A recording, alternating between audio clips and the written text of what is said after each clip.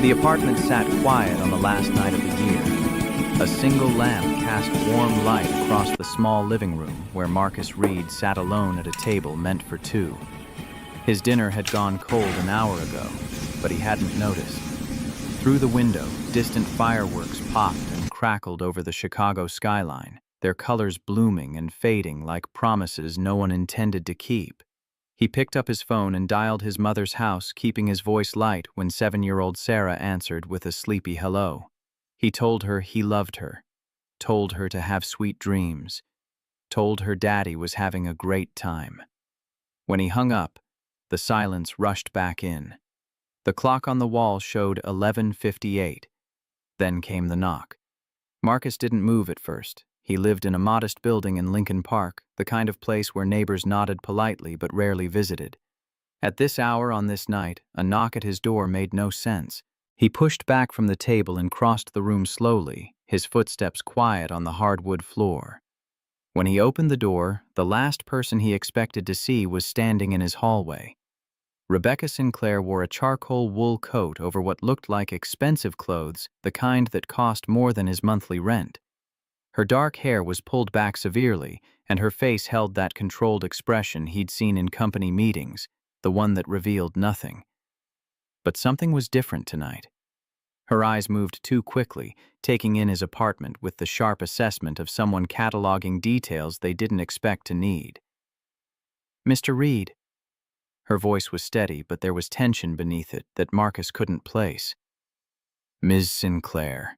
He stood in the doorway, very aware of the contrast between them. She was the CEO of Apex Technologies, a company that employed nearly 4,200 people across 3 states. He was a facilities engineer who made sure the building systems ran smoothly and the lights stayed on. They had spoken exactly twice in the 3 years he'd worked there, both times in elevators, both times about the weather. "I need to speak with you, now." Marcus glanced back at his cold dinner, his empty apartment, the television playing a New Year's countdown he'd muted an hour ago. Part of him wanted to ask how she'd found his address, why she'd come here, what could possibly be so urgent on December 31st. Instead, he stepped aside and let her in. Rebecca walked into his living room like she was entering a conference room, her posture straight, her movements precise. But once inside, she seemed uncertain where to stand.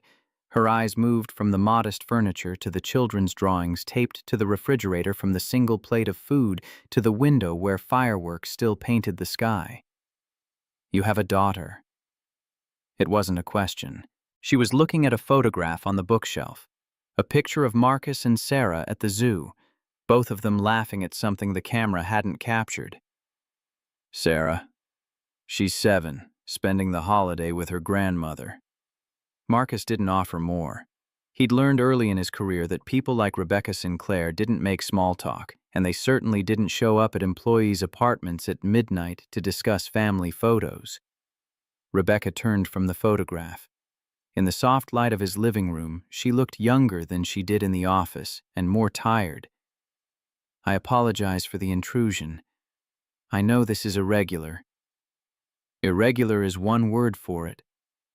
I couldn't think of anyone else." She said it simply, without drama, but the admission seemed to cost her something. Rebecca Sinclair, who commanded boardrooms and made decisions worth millions, couldn't think of anyone else to talk to on New Year's Eve. The clock struck midnight. Somewhere outside, cheers erupted from neighboring apartments, and the fireworks intensified into their grand finale. Neither of them acknowledged it. They stood in Marcus's small living room, 2 people who shouldn't have anything in common, while the world celebrated the turning of the year. Rebecca moved to his window and stood with her back to him, watching the fireworks die down. "There's a decision I have to make, after the holiday, something significant." She paused, and Marcus watched her reflection in the glass. "I've been going over the numbers, the projections, the legal implications.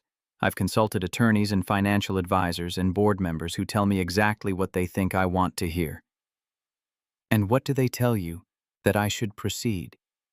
That it's the rational choice? That the market will respond favorably?" She turned to face him. But none of them tell me the truth. None of them care about the truth. They care about their positions, their bonuses, their proximity to power. Marcus leaned against his kitchen counter, arms crossed. He was still trying to understand why she was here in his apartment speaking to him like they were colleagues rather than a CEO and a man who fixed heating systems for a living. With respect, Ms. Sinclair, I'm not sure what you think I can offer. I'm not exactly part of your inner circle. That's precisely why I'm here. Rebecca's voice sharpened slightly. You have no stake in telling me what I want to hear. You have no political position to protect. According to your personnel file, you've been offered promotions 3 times and declined each one. You're either the most unambitious man in the company or the most principled. Either way, you're the only person I could think of who might actually be honest with me. The mention of his personnel file should have bothered him, but Marcus found himself more intrigued than offended. Whatever was troubling Rebecca Sinclair, it was significant enough to send her across the city on New Year's Eve to stand in a stranger's apartment to admit vulnerability to someone she barely knew. What's the decision? Rebecca's expression flickered just for a moment, and Marcus glimpsed something beneath the controlled surface. Fear, maybe, or exhaustion. I can't tell you the specifics. Not yet. But I need you to understand something. She stepped closer, lowering her voice as though someone might overhear them in his empty apartment. The people who advise me, the board members, the executives, they don't see me as a person. They see me as a position, a signature, a means to their own ends. I've built this company for 8 years and I don't trust a single one of them. The words hung in the air between them. Marcus had worked in corporate environments long enough to know that loneliness existed at every level, but hearing it stated so plainly by someone at the very top was different. Rebecca Sinclair had everything the world said should make a person successful. And yet here she was, alone at midnight, searching for someone who would tell her the truth. You don't know me. How do you know you can trust me? I don't. Rebecca met his eyes directly. But I've watched you for 3 years. I've seen how you interact with the cleaning staff, the security guards, the interns everyone else ignores. I've read your emails, the ones where you advocated for better safety equipment for your team, the ones where you pushed back against budget cuts that would have affected the maintenance staff's benefits. She paused. You treat people like they matter. That's rarer than you might think. Before Marcus could respond, his phone buzzed on the kitchen counter. He glanced at the screen and saw Sarah's face. A video call coming through at 12:15 in the morning. His daughter should have been asleep hours ago. I need to take this. He reached for the phone. Part of him expected Rebecca to object, to remind him that she was his CEO and her time was valuable. Instead, she simply nodded and turned back to the window, giving him what privacy she could in the small space. Marcus answered the call and Sarah's face filled the screen, her dark hair mussed from sleep, her eyes bright with excitement. Daddy Grammy let me stay up for midnight. Did you see the fireworks? Did you make a wish? He smiled, feeling the tension in his shoulders ease at the sight of her. I saw them, sweetheart. They were beautiful. Did you make a wish? I wished for a puppy, and I wished you weren't alone tonight. Grammy said you might be lonely. Marcus's heart clenched. 7 years old, and she was already worrying about him. I'm okay, Sarah. I promise. Daddy's having a good night. Do you have a friend there? Grammy says everyone needs friends on New Year's. Marcus glanced at Rebecca, who was still facing the window, but clearly listening. Actually, yes. A friend stopped by to say hello. That's good. Grammy says that's really good. Sarah yawned, her eyelids drooping. I'm glad you're not alone, Daddy. I love you. I love you too, sweetheart. Now go to sleep. I'll see you tomorrow. Okay. When the call ended, Marcus looked up to find Rebecca watching him. Her expression had shifted in a way he couldn't quite define. Something softer around the edges, something almost vulnerable. She worries about you. She's 7. She shouldn't have to worry about anything. Marcus set his phone down. But kids see more than we give them credit for. They know when something's wrong, even if they don't have the words for it. Rebecca was quiet for a long moment. When she spoke again, her voice was different, stripped of its professional veneer. I used to worry about my father. He ran the company before me, before it was public, before any of this. She gestured vaguely at herself, at everything she represented. He worked constantly. I barely knew him. By the time I was old enough to understand what he did, I'd already learned that the company would always come first. Family dinners were scheduled between meetings. Birthdays were celebrated whenever his calendar allowed. I grew up believing that was normal. Was it? It was what I knew. Rebecca moved to his couch and sat down, the first time she'd allowed herself to settle since arriving. My mother left when I was 11. She said she couldn't compete with a building full of employees for my father's attention. He didn't even fight for her.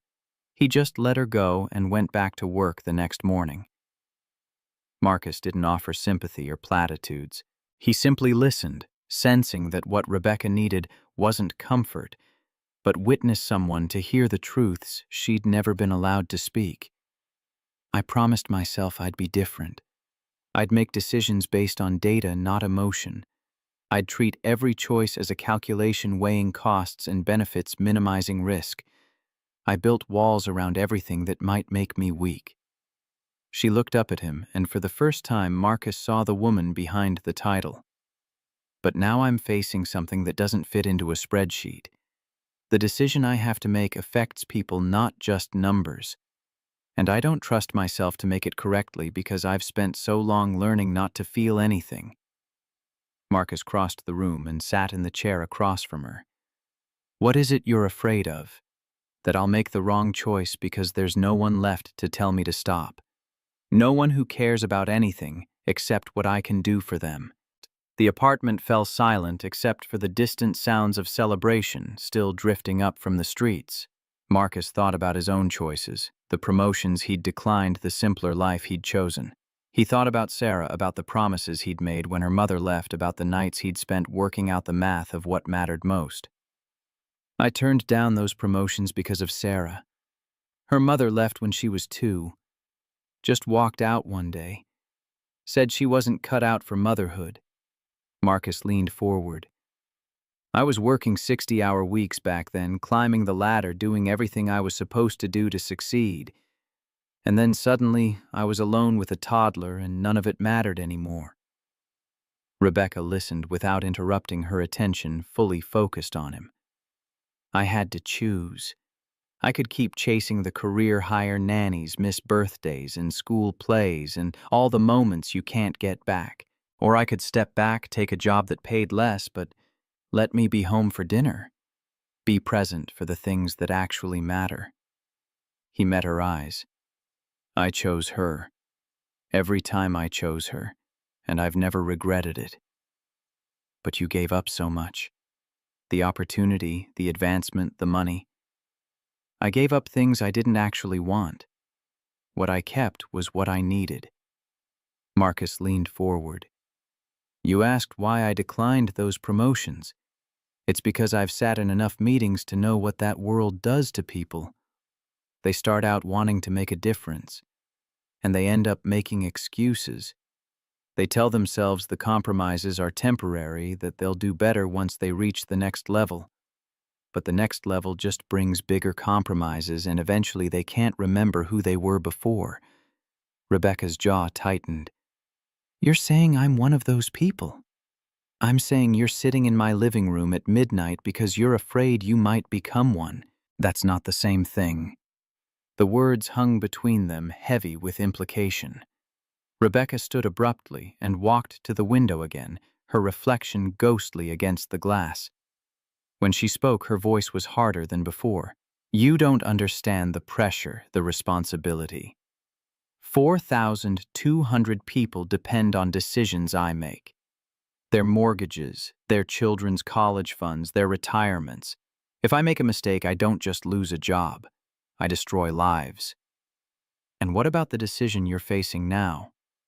How many lives does that affect? Rebecca didn't turn around. The restructuring plan I've been asked to approve would eliminate 412 positions across our Midwest operations. The numbers make sense. The facilities are underperforming. The market has shifted, and maintaining them is draining resources we need elsewhere. She paused, her voice dropping. On paper, it's the right choice. The responsible choice. The analysts have run every scenario, and they all point to the same conclusion. Marcus felt the weight of the number settle over him. 412 people, not positions or headcount or resources. People. Families. Lives that would be upended by a signature on a document. And off paper, Rebecca finally turned to face him. Off paper, those are people who have worked for this company for years, some of them for decades. They chose us over other opportunities. They built their lives around the assumption that we would be there for them. And now I'm supposed to reward that loyalty by putting them out of work 2 weeks after the holidays. Is there another option? There are always other options. Slower restructuring, voluntary buyouts, retraining programs. But they cost more, take longer, carry more risk. Her voice grew bitter. The board doesn't want options. They want a decisive leader who makes the hard choices without flinching. They want someone who treats people like numbers on a spreadsheet. Marcus stood and walked to where she was standing by the window. Outside, the fireworks had ended, and the city had settled into the quiet that came after celebration, the strange stillness of a world poised between what was and what would be. 3 years ago, there was a woman on the janitorial staff. Elena. She'd worked for the company for 18 years since before you took over. She was diagnosed with cancer and the treatments were expensive. Her insurance covered most of it, but not all. She was going to lose her house. Rebecca frowned slightly. I don't remember this. You wouldn't. It never reached your level. But I remember the day she came to work crying because she didn't know how she was going to pay for her daughter's school supplies while also covering her medical bills. Marcus's voice was quiet. Do you know what she said? She said she was grateful for her job because at least she had insurance. She said working for Apex was the only thing keeping her family together. What happened to her? She died last spring. But before she did, she told me something I've never forgotten. She said she didn't know if God was real, but she knew that kindness was. She said every time someone at work helped her, covered her shift, brought her lunch, it was proof that people could choose to be good to each other. Marcus turned to face Rebecca directly. 412 positions. That's 412 Elenas. 412 people who are trusting you to remember that they're human beings, not line items. Rebecca's composure cracked just slightly, just for a moment. But Marcus saw it. The tremor in her jaw, the brightness in her eyes, the way her hands clenched at her sides. You think I don't know that? You think I haven't spent the last 3 months staring at those numbers and seeing faces? I know their names. I've read their personnel files. I know who's a single parent who's caring for elderly parents who's 2 years from retirement. I know exactly what I'm being asked to do. Then why are you considering it? The question struck her like a physical blow. Rebecca stepped back, her professional armor reassembling itself, even as her eyes betrayed her. Because that's what leadership is. Making the hard choices. Doing what's necessary for the greater good, even when it hurts. Is it? Marcus didn't back down. Or is that just what people tell themselves so they can sleep at night after making choices they know are wrong? The silence that followed was different from before. It wasn't the comfortable quiet of two strangers finding common ground. It was the tense stillness of a confrontation neither had expected. You have no idea what you're talking about. But Rebecca's voice lacked conviction. You fix air conditioners and check electrical panels. You've never had to make a decision that affects thousands of people. You're right, I haven't. Marcus refused to take offense at her dismissal. But I've made decisions that affected one person, my daughter, And I've learned that how you treat the one teaches you everything you need to know about how you'll treat the many." Rebecca stared at him for a long moment. The defensive anger in her expression slowly faded, replaced by something more vulnerable. Exhaustion, perhaps, or the weight of finally hearing a truth she'd been avoiding. "I don't know how to be the person they need me to be. I was trained to analyze, to calculate, to optimize. No one ever taught me how to be kind when kindness isn't efficient." Marcus thought about Sarah, about all the times she'd asked him questions that had no easy answers. How do you explain death to a 5-year-old? How do you help a child understand why some people have more than others? How do you teach someone to be good in a world that often rewards the opposite? When Sarah was 4, she asked me why I didn't yell at her like other daddies yelled at their kids. She'd been to a play date and seen her friend's father lose his temper over something small, and she wanted to know why I was different. Rebecca watched him waiting. "I told her that being loud didn't make you strong. I said that real strength was staying calm when you wanted to scream, being patient when you wanted to give up, choosing love even when it was harder than anger." He paused. She looked at me with those big eyes and asked if it wasn't scary to be soft when everyone else was hard. And I told her that was exactly why it was brave. Something shifted in Rebecca's expression. Not surrender exactly, but a loosening of the grip she held on herself. Leadership isn't about making the hard choices. Anyone can be ruthless. Anyone can sign a piece of paper that hurts people and call it strategy. Real leadership is having the courage to find another way. It's accepting that doing the right thing might cost you something personally. Marcus met her eyes steadily.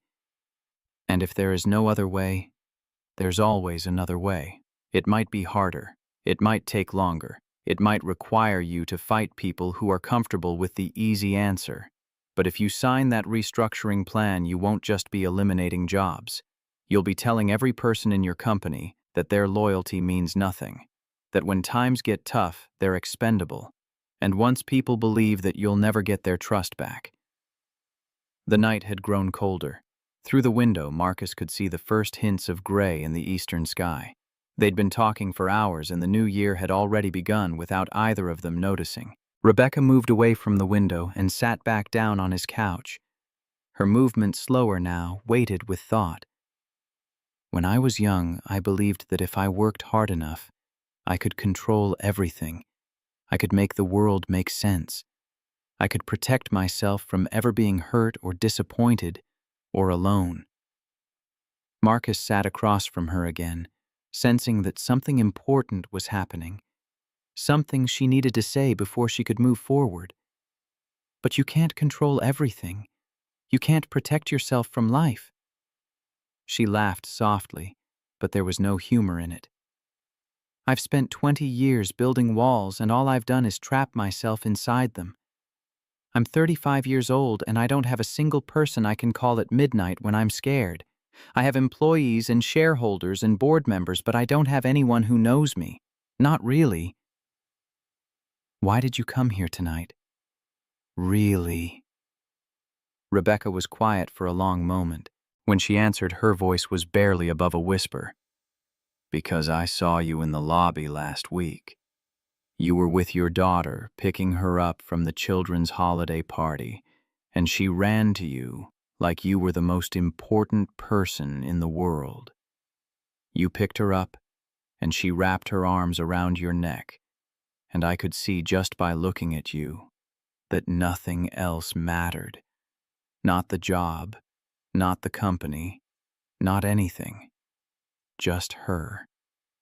She looked up at him with eyes that held years of carefully suppressed loneliness. "I've never had that. I've never been someone's most important person." And I realized that I was about to make a decision that would take that away from 412 other people. And I couldn't do it without at least trying to understand what I was destroying. Marcus felt the weight of her confession settle over him.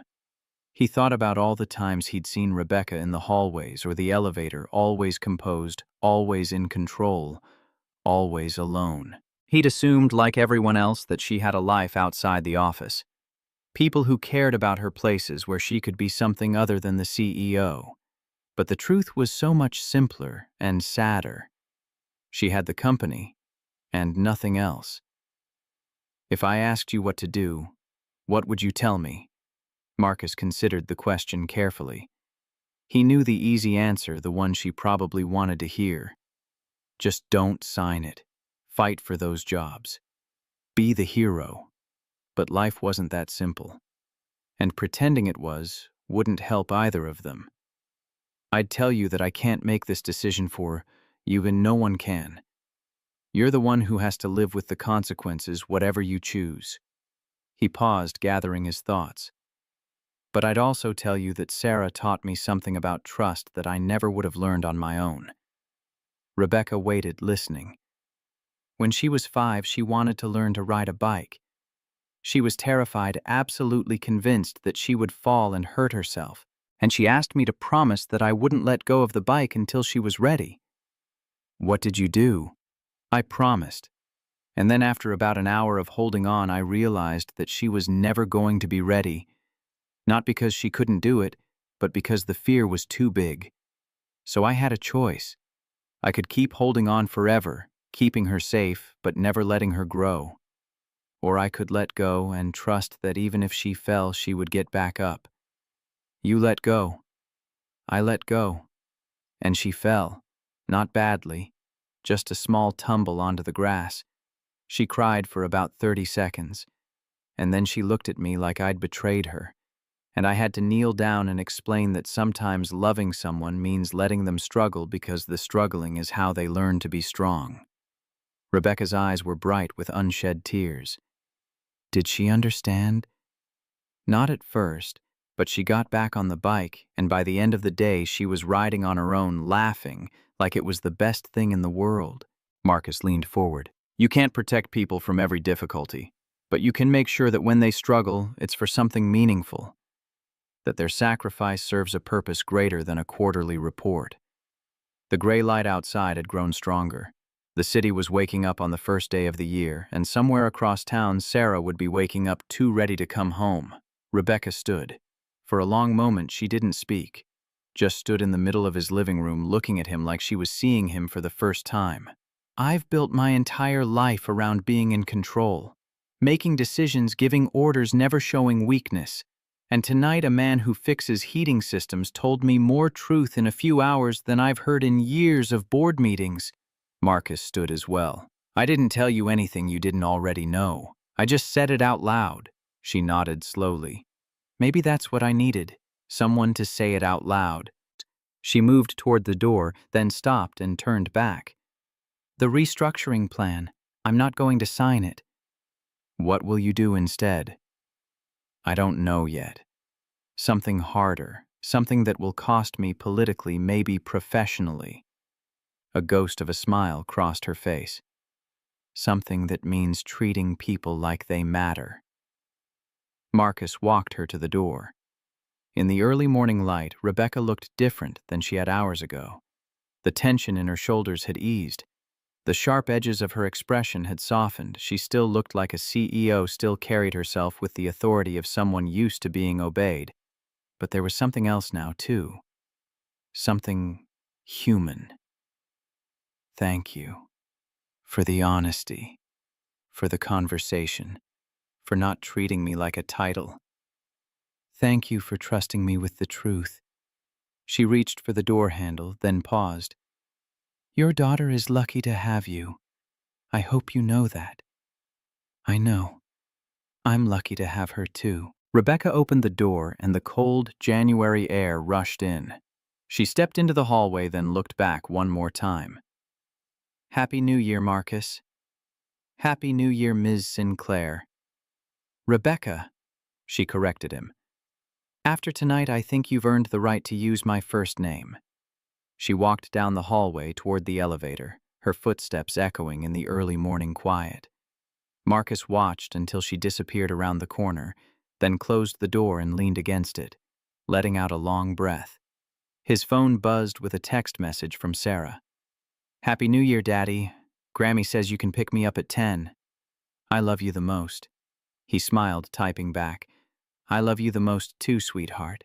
See you soon. Then he walked to his window and watched the first sunrise of the new year paint the sky in shades of gold and pink. Somewhere in the city, Rebecca Sinclair was making her way home, carrying with her the weight of a decision that would change hundreds of lives. Marcus didn't know what she would ultimately do, but he knew that she would do it with her eyes open. And sometimes that was the most anyone could ask. The cold hit Marcus the moment he stepped into the basement on January 2nd. 3 days of shutdown had left the mechanical room frigid, and his breath came out in clouds as he checked the pressure gauges on the boiler system. The building had come back to life that morning, employees filing in with the sluggish energy of people not quite ready to leave the holidays behind. Tommy Walsh was already there when Marcus arrived, running diagnostics on the HVAC controls. 22 years with Apex had left Tommy's hands scarred from 100 small repairs, his posture permanently bent from crawling through ductwork that younger men refused to touch. Heard something interesting over the break. Tommy didn't look up from his work. Big layoffs coming, Midwest facilities getting the axe, probably after this quarter closes. Marcus felt his stomach drop. 412 people. Rebecca had mentioned the number 3 nights ago in his living room, her voice hollow with the weight of what she was being asked to do. Where'd you hear that? My brother-in-law works in the Milwaukee plant, says they've been running the numbers for months, consultants crawling all over the place since October. Tommy finally glanced at Marcus, and the fear in his eyes was unmistakable. I got 2 kids in college, tuition bills that would choke a horse. Can't afford to lose this job. But what can you do? Company doesn't care about guys like us. Marcus wanted to tell him that Rebecca wasn't signing the plan, that she'd promised to find another way. But he had no idea if that promise would survive contact with the board, with David Porter and his spreadsheets, with the relentless pressure of shareholders who measured success in quarterly earnings. The rest of the day passed in a haze of routine maintenance. Marcus fixed a malfunctioning thermostat on the 3rd floor, replaced worn belts on 2 air handlers, checked every fire suppression system in the building. Physical work that kept his hands busy and his mind occupied. But every time he passed a window that looked toward the executive suites, he wondered what was happening up there. Rebecca's office was on the 14th floor, a space he'd been inside exactly once to fix a faulty outlet. From his basement workshop, she might as well have been on another planet. His phone buzzed at 4:30, an email from an address he didn't recognize marked confidential. Ms. Sinclair requests your presence at a meeting. Thursday, January 6th, 10 a.m. Facilities Task Force. No explanation, no context. Just a summons to the executive floor. Marcus stared at the screen until Tommy called him over to help with a stuck damper, and by then his hands were shaking. When he picked up Sarah that evening from his mother's house, Diane took one look at his face and pulled him aside while Sarah was distracted with her new coloring books. What happened? Nothing happened. Marcus William Reed, I changed your diapers. I know when you're lying. He glanced toward the living room where Sarah was sprawled on the carpet, humming to herself. Work stuff. Complicated. Diane's expression softened. The woman who came to see you New Year's Eve. This is about her, isn't it? Marcus had told his mother only the bare minimum. That his CEO had stopped by with a work question, that they'd talked for a few hours, that it was nothing important. The lie had felt necessary at the time. Now it just felt heavy. She's trying to do something difficult. Asked for my help. I don't know if I can give her what she needs. Then you give her what you can. Diane squeezed his shoulder. That woman came to your door at midnight on New Year's Eve. She didn't do that because you're unimportant. She did it because you're exactly who she needs. Sarah chattered the entire drive home, talking about the book Grammy had read to her, about the snow she hoped would fall, about whether they could get a puppy for her birthday in March. Marcus made the appropriate sounds of interest while his mind spun through possibilities. A task force meant Rebecca was serious about finding an alternative. but it also meant she was bringing other people into the decision, people who might not share her reluctance to eliminate 412 jobs. That night, after Sarah was asleep, Marcus sat at his kitchen table with his laptop and did something he'd never done before.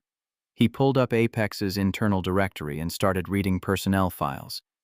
Garrett Sullivan, Milwaukee facility, 17 years of service, maintenance supervisor, 2 disciplinary actions for arguing with management about safety protocols that later proved correct. Performance reviews consistently excellent. Personal notes flagged a son with cerebral palsy requiring ongoing physical therapy.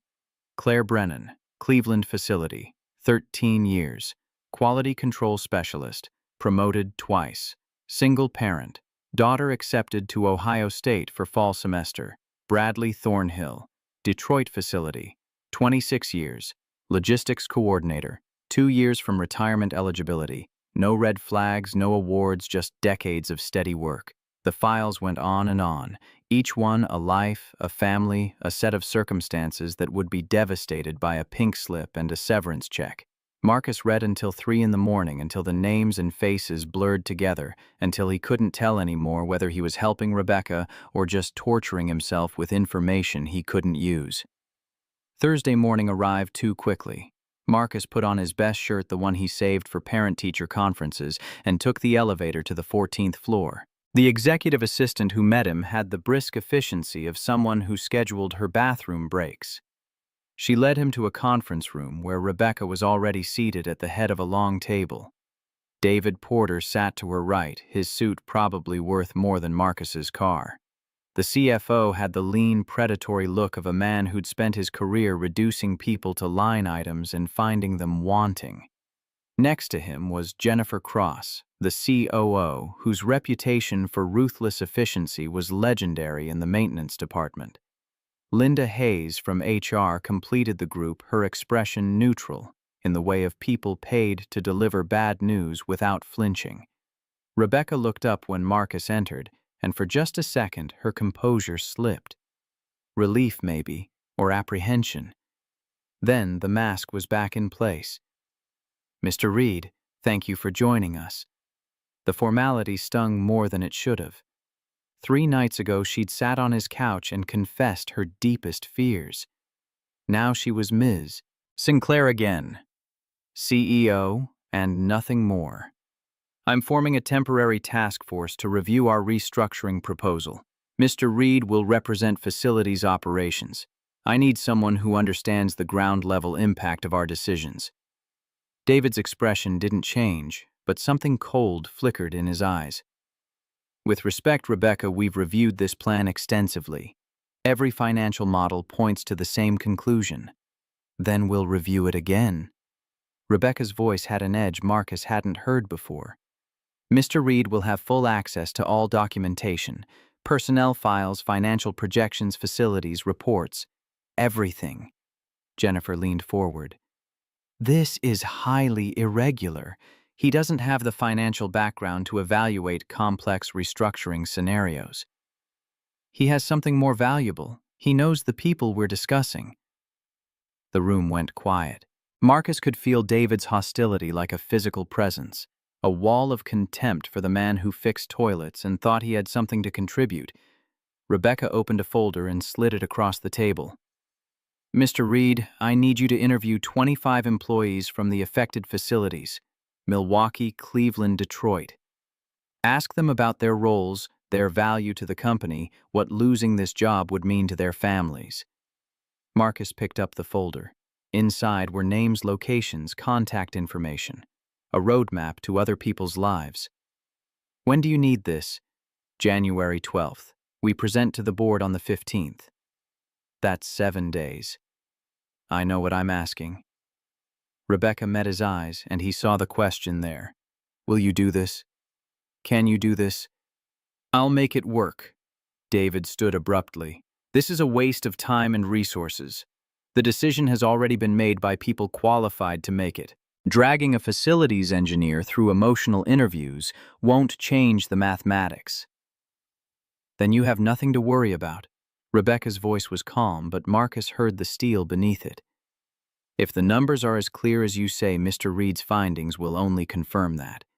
But we'll do our due diligence. After the meeting, David caught Marcus in the hallway. The CFO moved with the casual confidence of someone who'd never been told no in his adult life. Whatever game you think you're playing, Reed, it ends now. This company runs on numbers, not sob stories. Stay in your lane or you'll regret it. Is that a threat? It's advice from someone who knows how this company really works. David walked away without waiting for a response, leaving Marcus alone in the corridor, with a folder full of names and a deadline that felt impossible.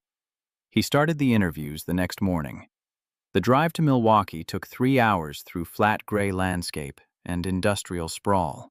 The facility was older than the Chicago headquarters, a squat brick building that had housed manufacturing operations before Apex converted it to logistics and support services.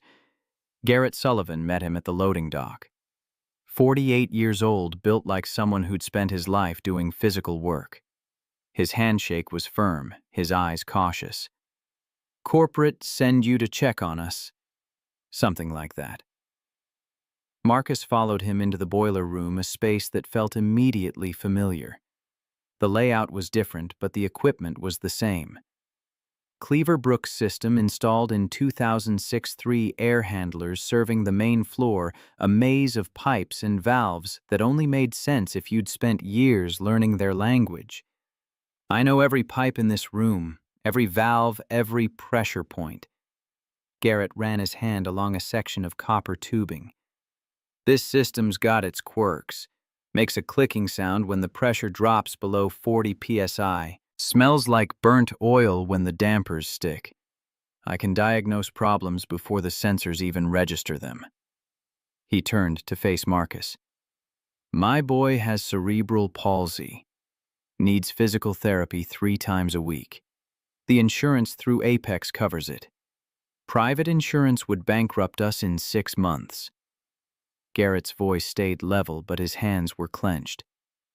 "I heard the rumors about the layoffs. Tell Ms. Sinclair that if she signs that paper, she's not just taking my job, she's taking my son's future." Marcus wrote it down.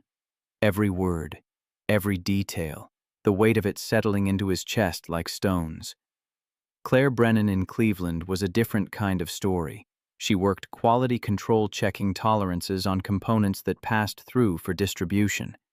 42 years old, sharp-eyed with the quick movements of someone always running behind schedule. "My daughter got into Ohio State. Full scholarship for academics, but we still need housing books expenses." She showed Marcus a photo on her phone, a girl with Claire's eyes and a smile that promised the world. "I've been saving for 4 years. Every extra shift, every overtime hour. Emily thinks I'm boring because I work so much. She doesn't know I'm building her a future." Claire's hands shook slightly as she put the phone away. "If I lose this job, she loses college. Not because she's not smart enough, because I couldn't hold on long enough." The interviews blurred together after that. Bradley Thornhill talking about 26 years of service and a retirement that would never come if Apex cut him loose 2 years early. Samantha Mitchell, an Irish immigrant who sent half her paycheck home to Dublin to support her mother's medical care.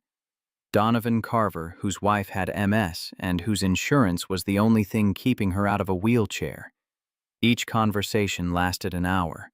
Each one left Marcus feeling like he'd swallowed broken glass. These weren't abstractions or statistics. They were people who'd built their lives around the assumption that loyalty would be reciprocated, that decades of service meant something more than a line on a spreadsheet. By the 3rd day, Marcus was sleeping 4 hours a night. He'd come home, put Sarah to bed, then sit at his kitchen table until 3 in the morning, transcribing interviews and reading personnel files. The folder Rebecca had given him was now 3 inches thick with notes, observations, the accumulated weight of other people's fear. Sarah noticed. She was 7, but she saw everything. "Daddy, why are you sad?" She'd caught him staring at his coffee on Wednesday morning, lost in thoughts about Caroline Whitmore, who was raising her granddaughter because her own daughter had fallen into addiction. I'm not sad, sweetheart, just tired. Grammy says tired and sad look the same on grown-ups. Sarah climbed into his lap, her small arms wrapping around his neck. Are you helping people? Like you help fix the heaters at work? I'm trying to. Then it's okay to be tired. Grammy says helping people is important even when it's hard. Marcus held his daughter and felt something break loose in his chest. All these people with their own children, their own Sarahs, who depended on them, who believed their parents could fix anything. And he was supposed to reduce them to data points and present them to a board that would make decisions based on profit margins. That evening he got an email from Rebecca. Not through her assistant, but directly. How's it going? Just 3 words, but he could feel the weight of what she was really asking. Are you finding what I need? Am I doing the right thing? He wrote back. They're not numbers. They're James and Claire and Bradley and Samantha. They have names and faces and children who need them. I don't know how to make you not see that. Her response came an hour later. I don't want to not see it. That's why I asked you. Another message followed immediately. I'm reading your reports every night. The stories are devastating. David told me to stop, said I'm getting too emotional. He's probably right. Marcus stared at the screen for a long time before typing. Being too emotional means still having a conscience. In your world, that's probably a superpower. 3 dots appeared, disappeared, appeared again. Finally, can we talk? Not at the office. Somewhere private. An hour later, Marcus was sitting in a coffee shop in Wicker Park, far enough from the downtown core that no one from Apex would accidentally see them. Rebecca arrived 20 minutes late wearing jeans and a sweater instead of her usual armor of expensive suits. I've never seen you in jeans. I don't own many occasions that call for them. She slid into the booth across from him, and Marcus was struck by how different she looked. Younger, somehow. More uncertain. I've been reading your interview transcripts. All of them. Every single word. Rebecca wrapped her hands around a coffee cup she hadn't ordered yet. David told me I need to stop, that I'm compromising my objectivity. Jennifer agrees with him. They both think I should just sign the restructuring plan and move on. What do you think? I think they're right about the objectivity part. I can't look at these facilities the same way anymore. I see Garrett's son needing therapy. I see Claire's daughter losing college. I see Bradley 2 years from retirement with nothing. Her voice dropped. I can't sleep. I see their faces when I close my eyes. Marcus leaned forward, keeping his voice low, even though the coffee shop was nearly empty. That's not a weakness, Rebecca. That's what makes you human. The words hung between them, her first name falling naturally from his lips in a way that felt both dangerous and inevitable. The board meeting is in 5 days. David has 4 votes locked. I need to present something that changes their minds, or I lose everything. Including your job. Including my self-respect, which is worse. They sat in silence for a while. The barista called out orders. A couple in the corner laughed at something on their phones. The world kept turning while Rebecca Sinclair tried to figure out how to save 412 people from decisions already made by men who valued profit over promises. When I was building this task force, I told David you'd bring objectivity, that you'd evaluate the restructuring without bias. Rebecca looked up at him. But that's not what I really wanted, is that I wanted someone who would see them as people, who would make me see them that way too. And now you do. And now I don't know how to unsee it. I don't know how to go back to treating this as just a business decision. Marcus wanted to reach across the table, take her hand, tell her that she didn't have to go back, that seeing people clearly wasn't a problem to be solved, but a strength to be protected. But they were still CEO and employee, still separated by a gulf of power and position that couldn't be bridged in a coffee shop at 9 o'clock on a Wednesday night. What if I told you there's another option? He'd been thinking about it since Milwaukee, since Garrett had shown him the boiler room and explained the systems with the intimate knowledge of someone who'd spent 17 years learning every quirk and failure point. What kind of option A harder one, more expensive in the short term, but one that doesn't throw away 412 people like they're disposable. Rebecca leaned forward. Tell me. So he did. Marcus had no MBA, no financial training, no expertise in corporate restructuring. But he knew operations. He knew that the facilities weren't failing because the workers were incompetent. They were struggling because Apex had been slowly starving them of resources while pouring money into newer ventures that looked better in investor presentations. What if instead of closing the facilities, they repurposed them? Retraining programs to move workers into growing divisions. Converting the Cleveland plant into a distribution hub for the expansion into the eastern markets. Using Milwaukee's expertise in logistics to support the new fulfillment centers. Detroit's manufacturing background could translate to prototype development for the engineering teams. It would cost money up front. Training reorganization temporary productivity losses, but it would preserve institutional knowledge, maintain employee loyalty, and avoid the severance costs and legal risks that came with mass layoffs. Rebecca listened without interrupting. When he finished, she sat back and closed her eyes. It's brilliant. It's rough. I'm not a financial analyst. I don't know if the numbers actually work. But the concept works. The humanity works. She opened her eyes and looked at him with something that might have been hope. David will hate it. The board will see short-term costs and panic, but if I can make them understand the long-term value, if I can show them that investing in our people is investing in our future, you think you can sell it? I don't know. Rebecca's voice was small, more vulnerable than he'd ever heard it. I've spent my entire career learning how to present data, how to make financial arguments. I don't know how to make them care about people the way you do. Then don't make them care. Make them see that treating people well is good business. It is when your employees believe you'll stand by them when it matters. It is when loyalty runs both ways. It is when the story isn't about a CEO who slashed jobs for quarterly gains, but about one who found a different path. They talked for another hour, sketching out ideas on napkins, arguing over details, building something that felt both fragile and essential. When they finally left, it was past 11 and the streets were empty. Rebecca walked Marcus to his car, her hands shoved deep in her coat pockets against the January cold. Thank you. For this. For all of it. Don't thank me yet. We don't know if it'll work. But we're trying. That's more than I thought possible a week ago. She turned to go, then stopped. Marcus, I need to tell you something. These past few weeks working on this with you, it hasn't just been about the restructuring. Her voice was so quiet he almost didn't hear it. I haven't been able to stop thinking about you. About our conversation New Year's Eve. About the way you see the world, the way you see people, the way you see me. Marcus felt something shift in his chest, a mixture of elation and terror.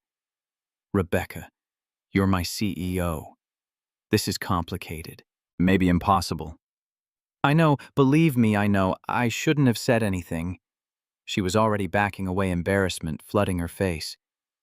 I just needed you to know that this isn't just professional for me anymore. And I understand if that makes things awkward. If you want to step back from the task force, I'll understand. I don't want to step back. The words came out before Marcus could stop them. Sarah's with my mother. I have to pick her up. But I don't want to step back. From the task force.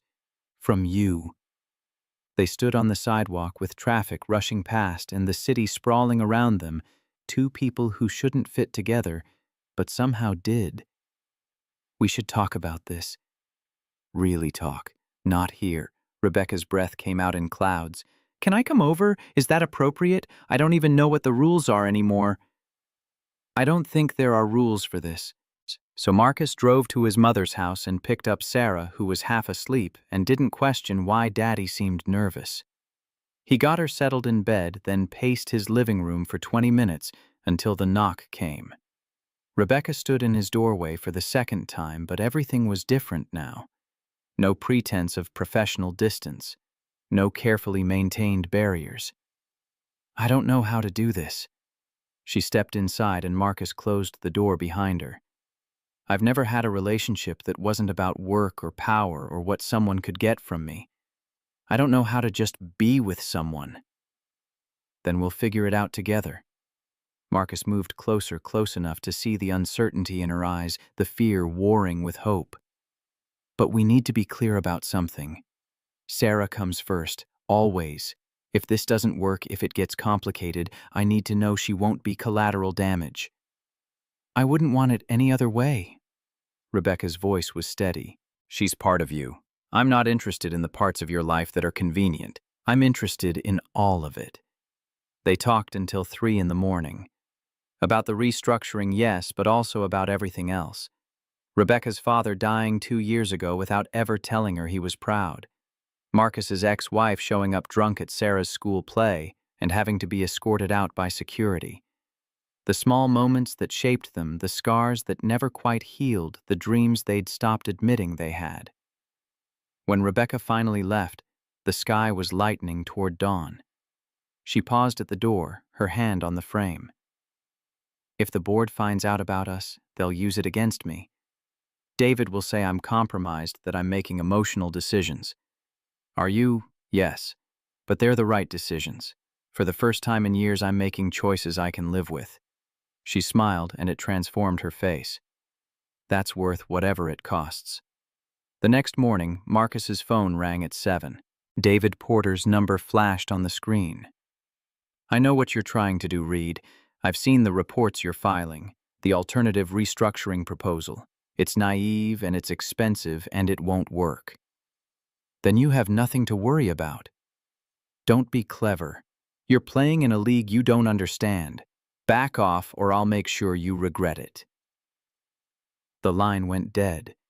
Marcus stared at his phone, feeling the threat settle over him like a weight. David had resources, connections, power that Marcus couldn't begin to match. If the CFO wanted him gone, there were a dozen ways to make it happen. But Garrett's son needed therapy. Claire's daughter deserved college. Bradley had earned his retirement. And Rebecca was finally learning to see people instead of numbers. So Marcus went to work. He finished the interviews. He compiled the reports.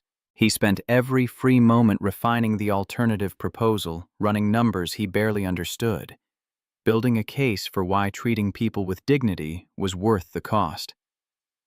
On January 14th, the night before the board meeting, his phone rang again. This time, it was Rebecca. "I'm scared." Her voice was raw, stripped of pretense. "What if I freeze up there tomorrow? What if I can't make them see? Then remember why you're doing this. Remember Garrett and Claire and Bradley and Samantha. Remember Elena. Will you be there tomorrow?" "I know you're not invited to board meetings, but I need someone there who believes in me." "I'll be there." After he hung up, Marcus sat in the darkness of his kitchen and let himself feel the full weight of what was happening. He was falling for his CEO.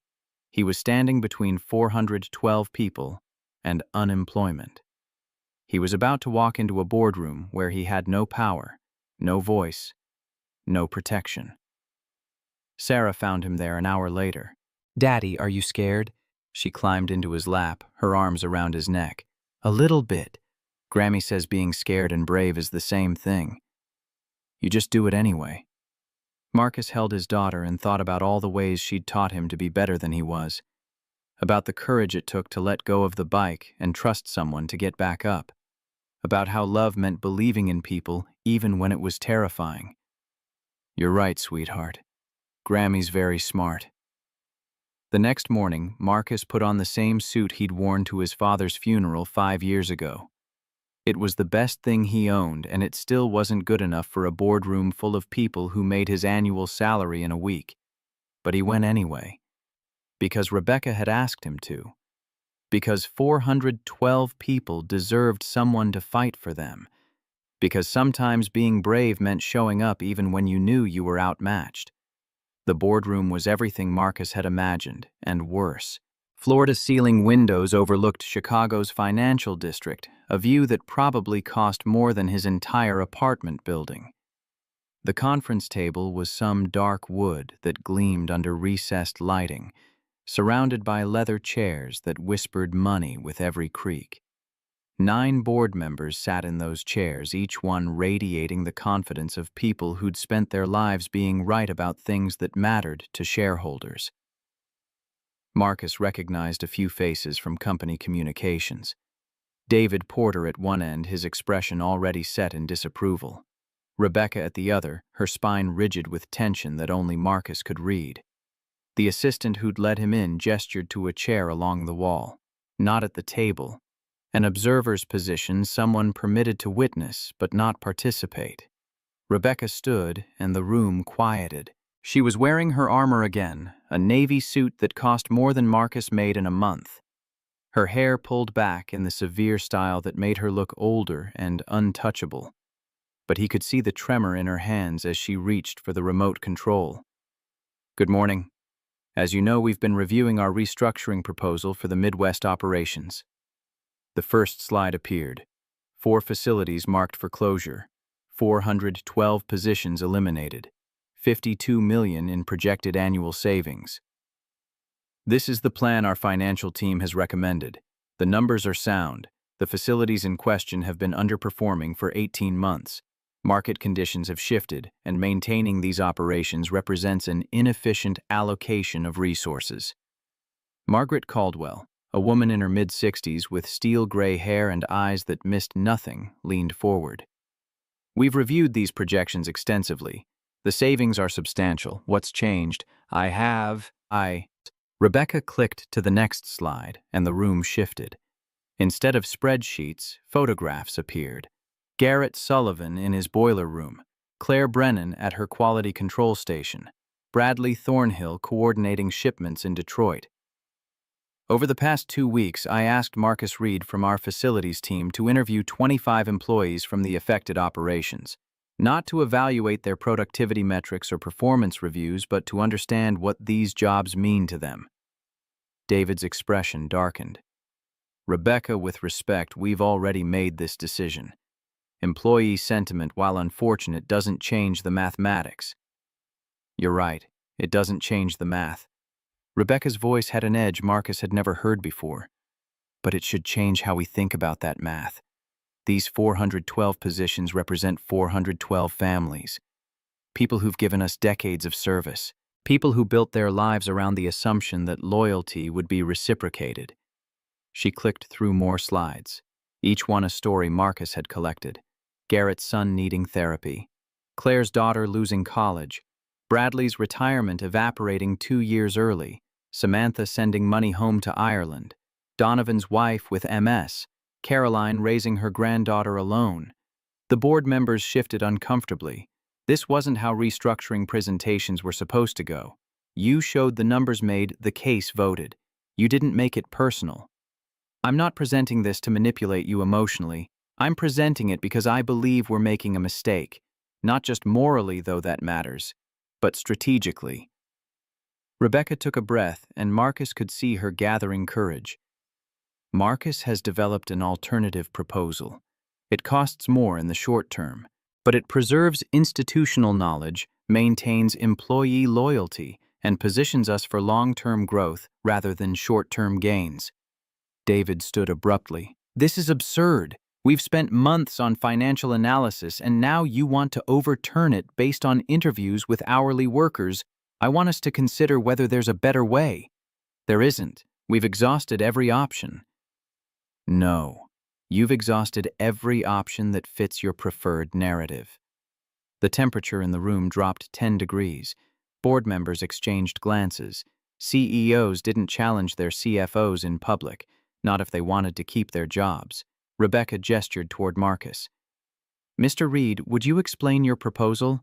Every eye in the room turned to him. Marcus felt his throat go dry. These were people who'd built empires, who made decisions that moved markets. He fixed boilers and changed air filters. But he thought about Sarah telling him to be brave, about Rebecca trusting him with this moment. About Garrett and Claire and Bradley and all the others who didn't have a voice in this room. He stood and walked to the front. His suit felt too tight. His shoes were scuffed. He didn't belong here, and everyone knew it. I'm not a financial analyst. I don't have an MBA. I fix heating systems and check electrical panels. He looked directly at the board. But I know the people you're talking about eliminating. And I know that what we're calling underperformance is actually the result of systematic underinvestment. These facilities aren't failing because the workers are incompetent. They're struggling because we've been slowly starving them while pouring resources into newer operations. Marcus pulled up his own slides, rough compared to Rebecca's polished presentation but backed by weeks of work. Milwaukee's logistics operation has expertise we need for the fulfillment center expansion. Cleveland's location makes it perfect for Eastern market distribution. Detroit's manufacturing background translates to prototype development. He walked them through the numbers. Retraining costs, temporary productivity losses, reorganization expenses.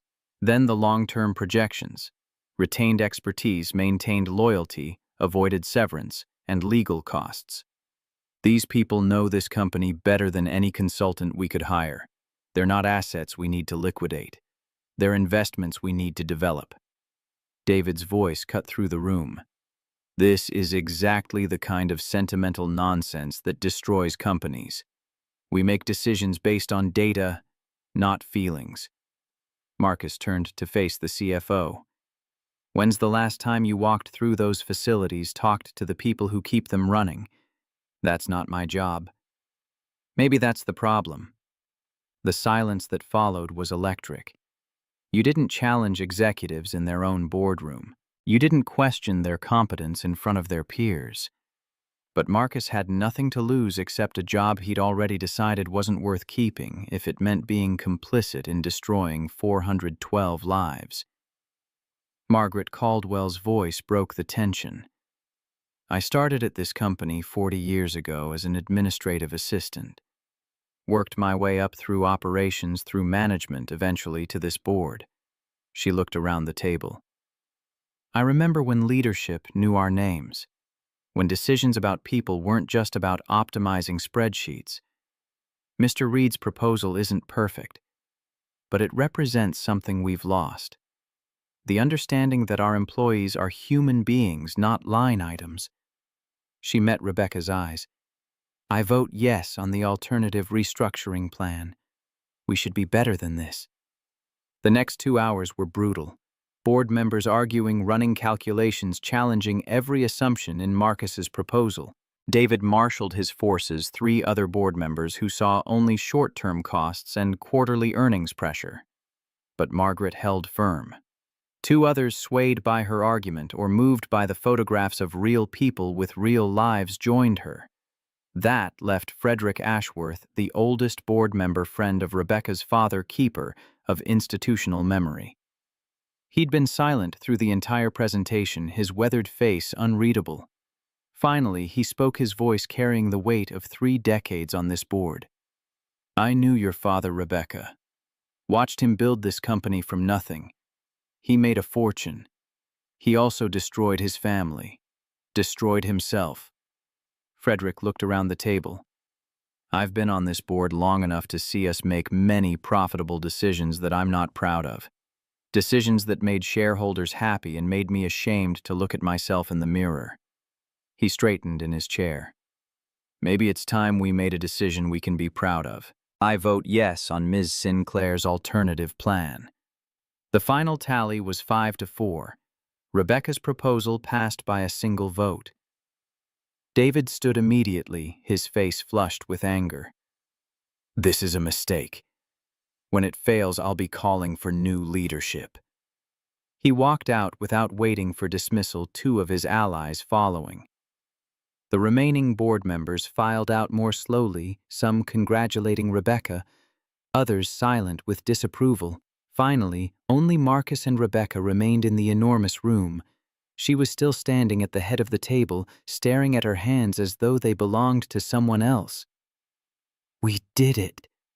Her voice was barely audible. We actually did it.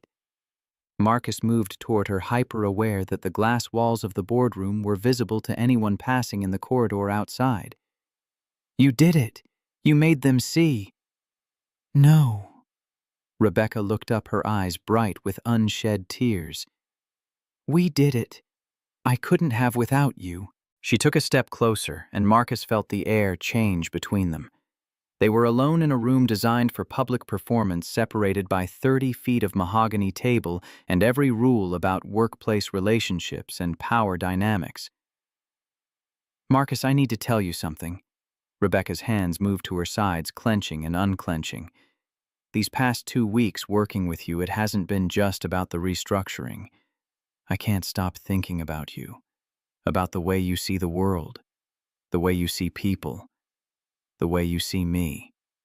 Marcus felt his heart hammering against his ribs. Rebecca, you're my CEO. This is complicated. Sarah has to come first. I know.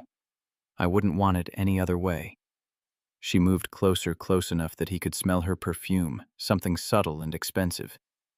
But I need you to know that when I look at you, I don't see an employee. I see someone who made me remember why I wanted to lead in the first place. Someone who taught me that being human isn't a weakness. Marcus's hand came up almost of its own accord, stopping just short of her face. If we do this, if we try this, there are no guarantees. The board will use it against you if they find out. David will say you're compromised. Then we deal with it. Rebecca's voice was steady. Together. That's what people who love each other do. The word hung between them, bigger than either had intended. Marcus let his hand drop. I need to think about Sarah, about what this means for her.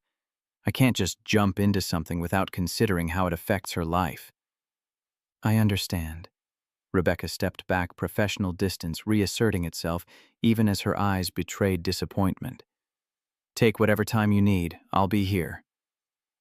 Marcus left the boardroom in a daze. He made it to the elevator down to the basement into his workshop before the reality hit him. He'd just helped overturn a $52 million decision. He'd challenged a CFO in front of the board. He'd maybe possibly started something with a woman who could fire him with a phone call. Tommy found him sitting on a workbench an hour later, staring at nothing. Heard something interesting. Milwaukee plant's not closing. Cleveland and Detroit staying open too. Retraining program instead of layoffs. Tommy's voice was thick with emotion. My brother-in-law called. Said the announcement came down this morning. 412 jobs saved. He looked at Marcus with new understanding. That task force you've been on. That was you, wasn't it? You made this happen. Not just me. But you were part of it. You stood up for people like me. Tommy extended his hand and Marcus shook it, feeling the calluses that matched his own, the grip of someone who'd spent decades doing honest work. Thank you for giving a damn about us. The next 2 weeks passed in a blur. The announcement went public, sparking reactions Marcus hadn't anticipated. The stock dropped 7% in the first 3 days. Financial press was brutal. Wall Street Journal ran a piece titled, Sinclair Chooses Sentiment Over Strategy. CNBC questioned whether Rebecca was too emotional to lead a public company. But something else happened too. Employees started reaching out, not just from the affected facilities, but from across the company. Emails thanking Rebecca. Social media posts praising Apex for choosing people over profits. Customer letters saying they wanted to support a company with values. The hashtag Apex Cares for People trended for 2 days. Local Chicago news ran a human interest piece about Garrett Sullivan's son getting to continue his therapy. Claire Brennan was interviewed about her daughter's college dreams staying alive. The narrative started to shift from CEO makes expensive mistake to company puts humanity first. The stock stabilized, then began climbing back. Marcus watched it all from the basement, fixing the same systems he'd always fixed, but feeling like the ground beneath him had fundamentally changed. Rebecca kept her distance. Professional emails about facilities reports. No personal calls, no late-night conversations. Marcus told himself it was for the best that they both needed space to process what had happened. But he missed her with an intensity that surprised him. His mother noticed during Sunday dinner. "You've been moping for 2 weeks. What happened with that woman?" "Nothing happened." Marcus William Reed, lying to your mother is still a sin, even when you're 38 years old. Sarah was in the other room watching television, giving Diane the freedom to push. "She's my CEO, Mom. It's complicated."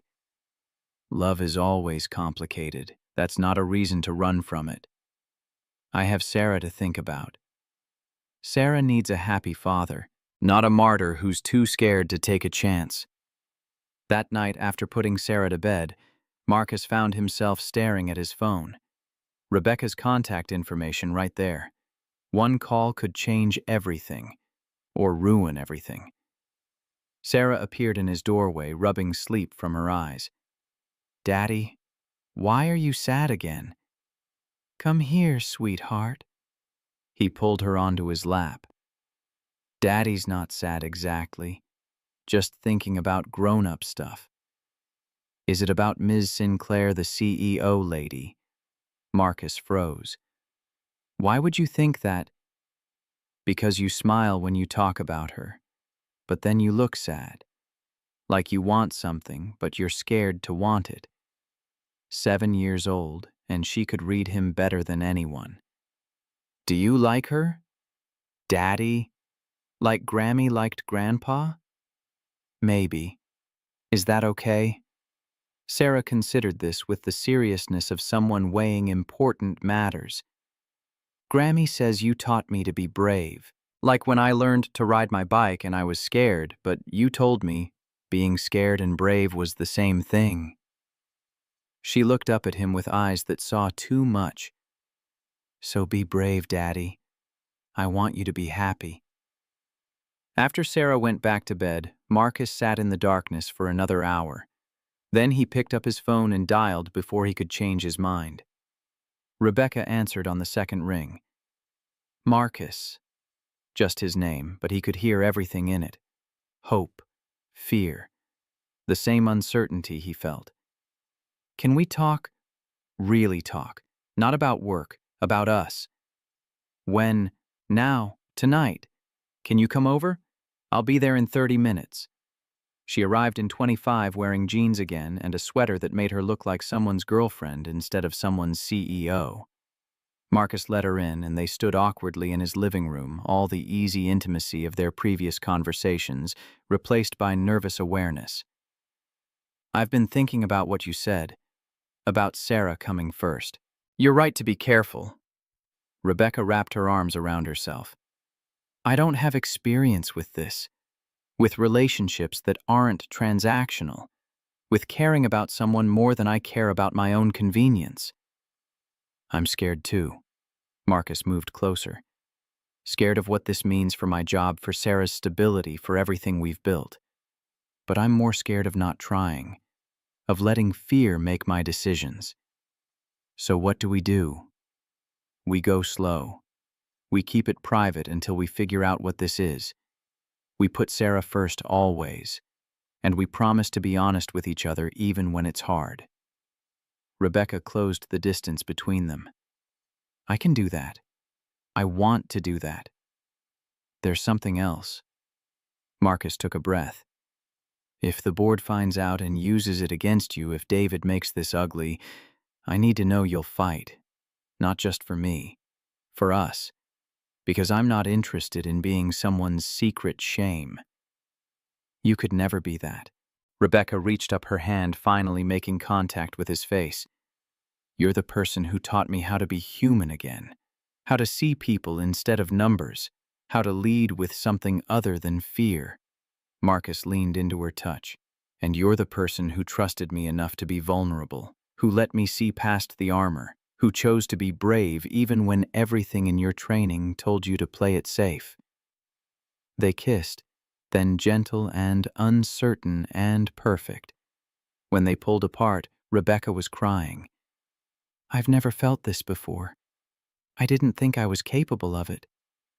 You are. You've always been capable. You just needed someone to see it.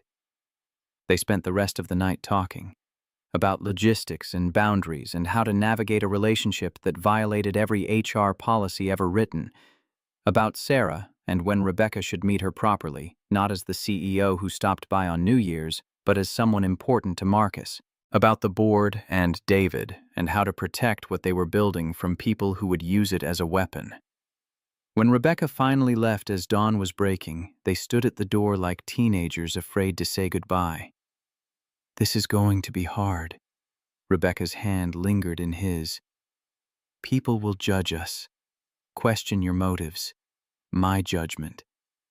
David will absolutely use this if he finds out. I know. But it's worth it. You're worth it. So are you. Marcus watched her walk down the hallway, and for the first time in weeks, he felt like he could breathe properly. The following Monday, Marcus got a formal offer letter, Director of Employee Advocacy reporting to both Rebecca and the board's ethics committee. Substantial salary increase. Real authority to review major decisions for human impact. It was everything Rebecca had promised and more.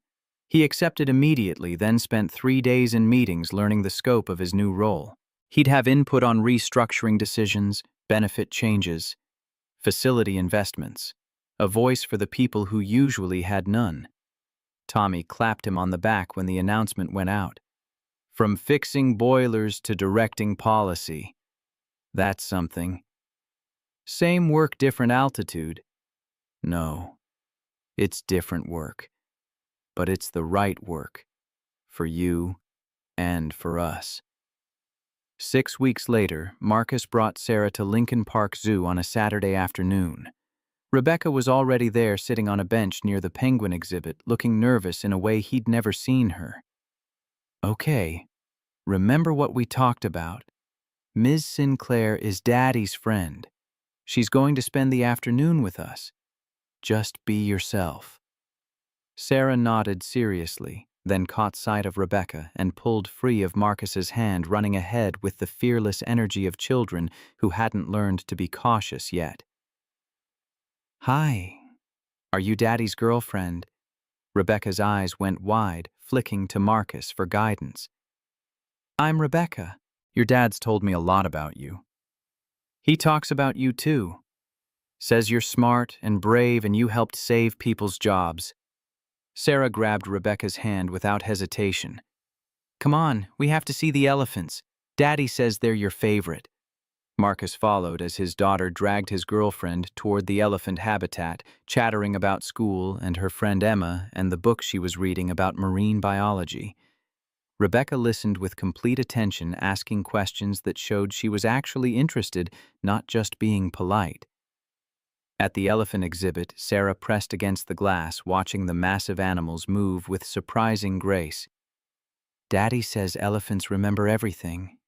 Is that true? It's true. They have incredible memories.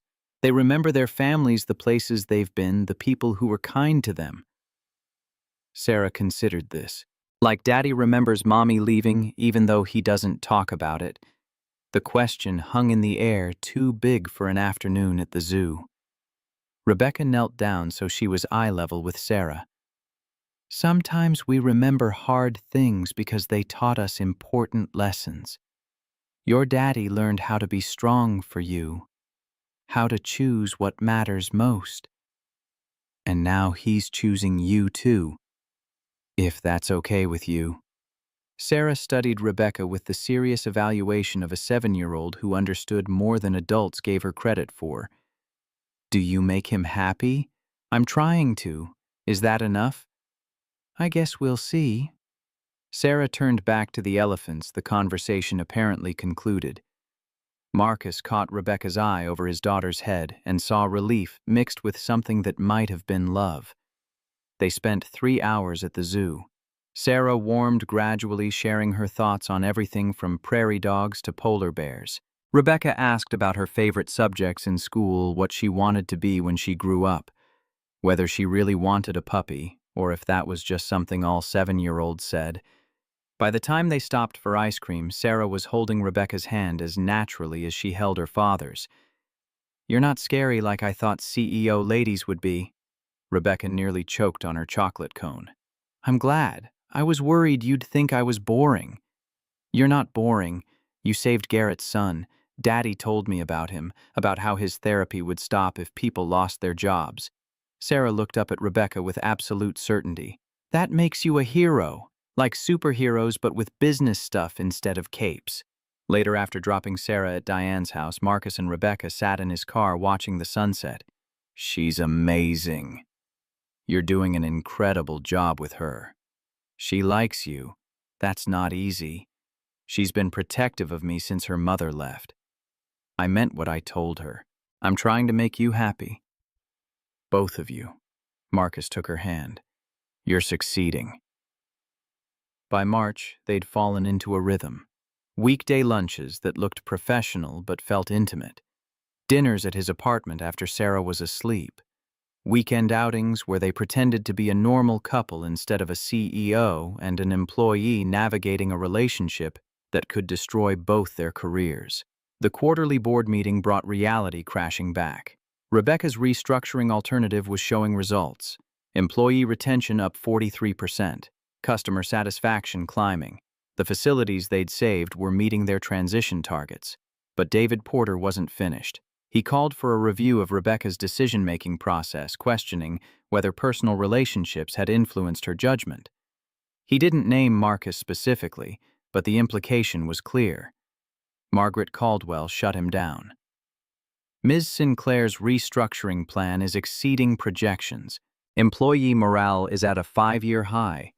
Unless you have evidence of actual misconduct, this board has better things to do than second-guess decisions that are working." David backed off, but Marcus saw the calculation in his eyes. The CFO knew something, or suspected something, and he was waiting for the right moment to use it. That evening, Rebecca came to Marcus's apartment looking shaken. "David's watching us. Probably has been for weeks. It's only a matter of time before he has proof. What do? We can stop. Keep things purely professional. Protect both our careers." Marcus pulled her close.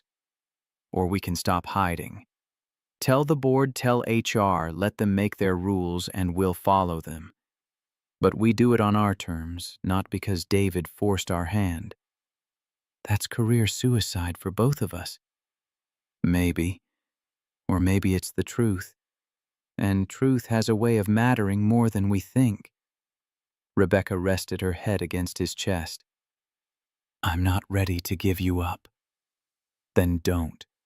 They disclosed the relationship the following Monday, filed the paperwork with HR, and formed the board ethics committee, restructured Marcus's reporting line so he answered primarily to Margaret Caldwell instead of Rebecca directly. It wasn't perfect, but it was honest. David's response came within hours. A formal complaint questioning Rebecca's judgment, suggesting the restructuring decision had been unduly influenced by personal involvement. He demanded an investigation. The board scheduled a special session for the following week. Marcus found Rebecca in her office late that night, staring at Chicago's skyline with empty eyes. "They're going to use this to force me out. Everything we did, everyone we saved, it won't matter because I fell in love with someone I shouldn't have." "Then we fight." Marcus moved to stand beside her. "We show them that the restructuring worked not in spite of our relationship, but because of it. Because I helped you remember that people matter. Because you trusted me enough to see past the numbers. And if we lose, then we lose knowing we did the right thing, both with the restructuring and with each other." The December sky outside was already dark, a full year since Rebecca had knocked on his door at midnight. Marcus thought about how much had changed, how much they'd both risked for the chance at something real. "My daughter told me something once. She said being scared and brave was the same thing. You just do it anyway." Rebecca turned from the window. "She's a wise kid. She learned it from watching her father be terrified every single day and show up anyway. What are you terrified of now? Losing you? failing the people who trusted us, discovering that doing the right thing wasn't enough. Marcus took her hand. But I'm going to show up anyway. To the board meeting, to whatever comes after. Because that's what people who love each other do. The special board session was scheduled for the 31st of December, exactly 1 year after the night that changed everything. Marcus dressed carefully, aware that this might be the last time he walked into Apex's headquarters as an employee. The boardroom was full when he arrived. All 9 members present, plus legal counsel HR representation, an independent auditor brought in to review the restructuring decision. David presented his case first: conflict of interest, compromised judgment, a CEO who let personal feelings override fiduciary responsibility. He had timelines, documentation, a narrative that made Rebecca look reckless and Marcus look like an opportunist. Then Rebecca stood. She presented the results: employee retention, customer satisfaction, financial performance that exceeded every projection. She talked about leadership that valued people, about decisions that prioritized long-term sustainability over short-term gains. Finally, she talked about Marcus, about how his perspective had changed her thinking, yes, but how that change had made her a better leader, how seeing employees as human beings rather than resources had strengthened the company, not weakened it. I fell in love with someone I shouldn't have. By every rule we have about workplace relationships and power dynamics, I made a mistake. Rebecca's voice was steady. But that mistake taught me something essential: that the people in this company are more than assets on a balance sheet. They're Garrett Sullivan and Claire Brennan and Bradley Thornhill. They're mothers and fathers and human beings who deserve to be treated with dignity. She looked directly at David. You're right that I let personal feelings influence my judgment, but those feelings made my judgment better, not worse, and the results prove it. The board deliberated for 3 hours. Marcus and Rebecca waited in her office, not touching, barely speaking, both preparing for the possibility that everything they'd built was about to disappear. When the summons finally came, they walked to the boardroom together. Margaret Caldwell delivered the verdict. After reviewing all evidence, this board finds no misconduct in Ms. Sinclair's handling of the restructuring decision. The relationship disclosure was handled appropriately once both parties became aware of HR requirements. She paused, looking at David. However, we recognize the appearance of impropriety. Therefore, going forward, Mr. Reed will report exclusively to this board's ethics committee. All major decisions involving employee policy will be reviewed by independent counsel before implementation. David's expression was triumph and rage combined. This is insufficient. Ms. Sinclair's judgment is compromised. She should step down. The board disagrees. Frederick Ashworth's voice carried finality. Ms. Sinclair has delivered exceptional results. Her leadership has transformed this company's relationship with its employees. Unless you have evidence of actual wrongdoing, this matter is closed. David stood and walked out, his fury barely contained. But the message was clear. Rebecca had survived. Marcus had survived. They'd won barely, by the thinnest of margins. That evening, Marcus stood in his apartment looking at the same view he'd watched a year ago. Chicago glittering under January stars, fireworks already starting as the city prepared to celebrate. The knock came at 11:58, exactly like before. This time, Marcus knew who it would be before he opened the door. Rebecca stood in his hallway wearing jeans and a sweater, carrying a bottle of champagne and looking nervous in a way that made his heart ache. I know we've been through this before, but I wanted to do it right this time. Show up at your door on New Year's Eve, not because I'm desperate and alone, but because I choose to be here. With you. Marcus pulled her inside as the clock struck midnight. Somewhere in the building, neighbors were cheering. Fireworks were exploding over the city. Another year beginning full of possibility and risk. A year ago, I was alone in this apartment eating cold dinner, convincing myself I was fine. Then you knocked on my door and everything changed. I was drowning. Couldn't see any way forward that didn't destroy people I was supposed to protect.